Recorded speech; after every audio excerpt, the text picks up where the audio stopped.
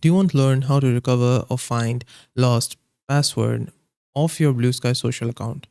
In this video, I'm going to help solve that problem.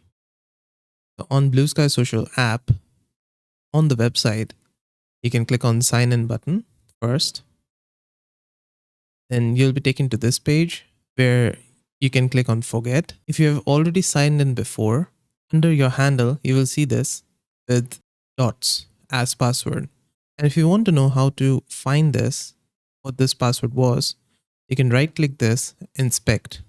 On the right hand side in inspect elements, this will be highlighted. Inside this input code, find type, select this password and delete it and type in text. Now you're going to see the password which you have entered before. And if you forgot what it was, now you know.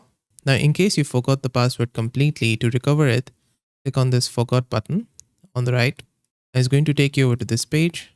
You need to enter the email address and they're going to send you a reset code. So click on next and go to your email account. You'll find this email, copy this and go back and paste it here. Now enter your new password and then click on next. And that's it. Now your password has been changed and you can log in with your new password. And this is how to find or recover your lost password of your BlueSky social account. Did this video help solve your problem? Let me know with a like and comment.